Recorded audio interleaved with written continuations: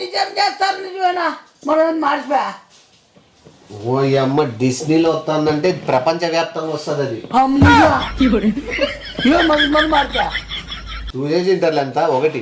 నీవు ఎంతవరకు ఎన్ని డబ్బులు లాక్కున్నావు ఎంతమందిని చంపినావు అనేది నాకు ఒక క్లారిటీ ఇస్తే నేను ఏదైనా లొంగిపోయి ఏదైనా శిక్ష తగ్గేదట్లా చేస్తా శిక్ష తగ్గేదట్లా చేస్తా మనిషిలో మృగము ఎప్పుడేం లేచు నీ మృగము రాత్రి నేను అర్థం చేసుకోవాలి కానీ అమాయక ప్రజల్ని ముగ్గురు ఎందుకు దీంట్లో ఇన్వాల్వ్ చేసినావు నాకు తెలుసు లేని ఉన్నట్టుగా ఊహిస్తారు లేని ఉన్నట్టుగా చూపిస్తారు లెక్కలు తేమని చేస్తారు నువ్వు ఇచ్చేసింటావు నువ్వు చెడ్డ చేయాలని చూపించింటావు అసలు నా బాడీకి కట్అవుట్కి ఆ గోన్సచ్చి బట్టకి నా ఫేస్కి నా తలకాయకి మనకు తెలుసు కదా నీ ఆడికి వస్తుంది కింది మన ఐదా చిన్న గోన్ సంచి అమ్మా తల్లి ఏ నువ్వు నాకు తెలుసు లేదని చెప్ప నువ్వు ఇరికించడానికి మాటకు వచ్చావుగా నువ్వు అదే జడ్జి చేయాలని చూస్తావు చెప్పు మొన్న వేరే వాడు మన లాయర్ దగ్గరికి వచ్చినాడు ఒక మేక ఎత్తకపోయినాడని శిక్ష వేస్తా అంటే శిక్ష ఎక్కువ పడుకోకుండా వానికి 14 ఏళ్ళు జైలు శిక్ష పడేదట్లా చేసినాడు ఏది మేక ఎత్తపోయిన దానికి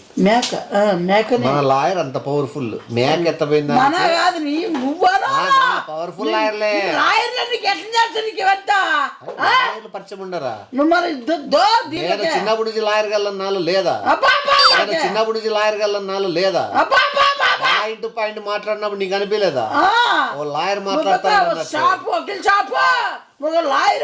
వకీల్ షాప్ వకీల్ సాబ్ అది మన లాయర్ మేక దొంగతనం చేసినోనికే అంత కష్టపడి 14 ఏళ్ళు శిక్ష వేయించినాడు నీకు వానమ్మ మేక నరికినట్లు నరికి సంచిలో వేసుకొని ధైర్యంగా పోతే ఇట్లా లుక్ ఇచ్చినావు చూడు పెన్ తుఫాను తలొంచి చూసే అని దానికి నీకు మన లాయర్ గట్టిగా పోట్లాడి నువ్వు 30 మందిని చంపిటావా 30 మంది పట్టుగా ఓకే 15 మందికి నరాలు తింపిట్టావా అమ్మా నైనా ఈడు 10 మంది తింపిట్టావు అట్లుంటే ఉంటాను నేను ఏ సైతాన్ మామడ ఏం రాక్షసుడు అని మనలో అనమాట అంకుల్స్ ఏమని చేసినావా ఏమన్నా నువ్వు ఏమన్నా నీచంగా ఆలోచన మళ్ళీ ఎందుకు అంతమంది బయలుదేరిపోయినా అంతగా కూర్చొని మాట్లాడాల్సిన అవసరం లే నిజంగా నమ్మకం అక్కనొద్దు ప్లీజ్ నువ్వు ఎన్ని నచ్చబోతే చెప్పు మా లాయర్ ఉన్నాడు ఇట్లా వాటి సపోర్ట్ చేయొద్దు